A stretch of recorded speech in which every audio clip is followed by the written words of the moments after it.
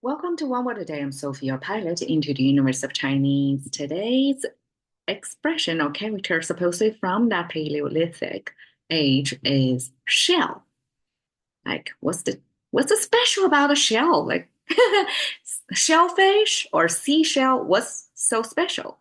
Well, it once was used as currency back then, before the central government even existed, and before people from different parts of the world do trade, like far-fetching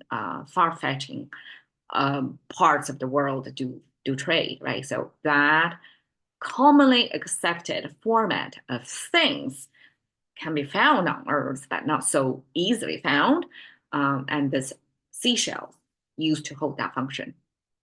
And this was said to ended the seashell trade as currency ended before or by the first emperor of China, Qin dynasty, in the Qin dynasty. And because that emperor served as the unifying power to standardize lots of things, the measurement of things in China, the language, the tracks of the carriage back then, laws and orders, right? Including currency. And the currency probably especially important for people from different parts of the same under the same rule came together. So to control the source of that currency, therefore, this first emperor, Qin Shi Huang, the beginning emperor, literally, from the Qin dynasty, outlaw the shell. As a central government, it stopped recognizing shell of its currency value and replace it with its own like government issued currency. So that's the story of Bei as currency. And it's drawn into the shape of a seashell. This is a shell, and this is the stripes on the shell. And supposedly these are the soft-bodied animals dangling down from the shell to give you a sense of that once was a living thing. And when it's dead, people use their former housing use as a carriage or container of value for humans. Okay, 贝壳 is another way to say shell, and we add well Chinese because each character may have multiple meanings.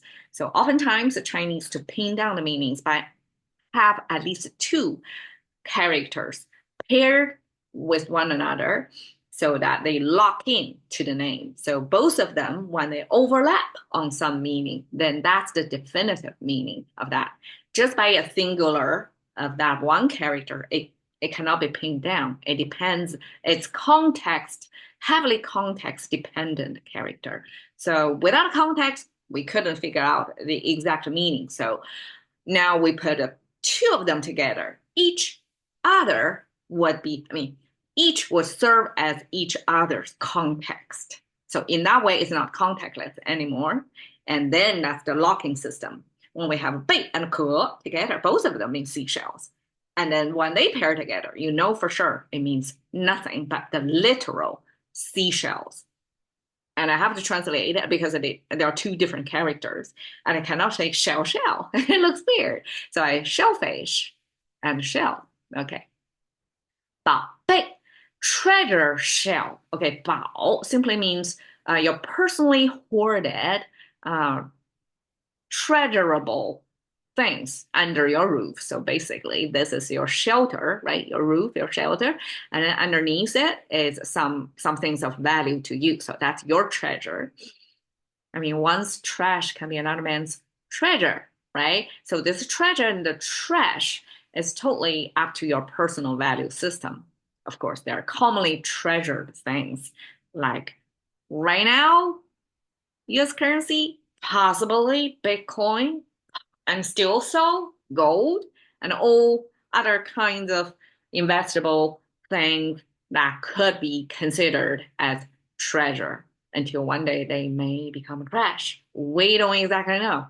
So Chinese use this, 宝 means things of value to you at the moment. Okay, 贝 again is the shell. Shell, because it's a special connection to currency in ancient times, therefore it's put in the same category as something treasurable until one day this Qin Shi Huang came to rule the whole China, outlaw this shell and make that shell doesn't hold any symbolic values anymore, right? Until then, it was considered treasure.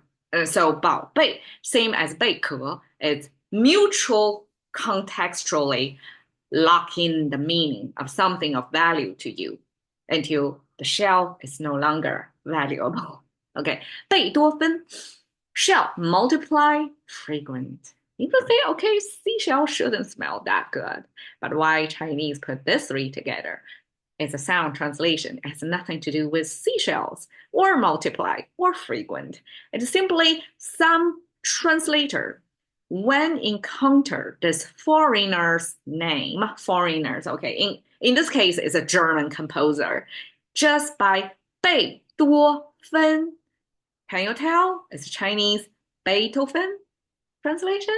It's three syllables, and we give three characters, and supposedly, because I guess Chinese like this composer enough to pick, our former treasure symbol, shell, 多 would multiply that treasure, that wealth, right? And 分 smells good too, even if it's audibly good. We transfer the sense to smell, so it's not too far of a cry because this is a sensor pleasing. It's music, so it's relatable somehow, right? Aesthetically pleasing to our ears. So somebody picked the three nice meanings of characters, map to the sound, because each sound may have multiple, like dozens of choices of characters. So these three as realistic sound rendering as possible, and making sure at the same time that they don't happen to can form such mutually contextual lock-in system to confuse Chinese about, are you talking about our own thing or some foreign thing?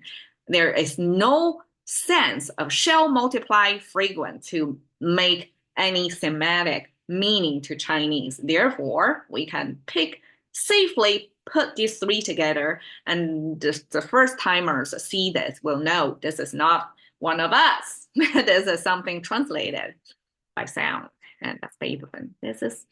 I doubt that this is the shell used as a currency before, because it got to be something flat, easy to carry, easy to store, easy to stack up.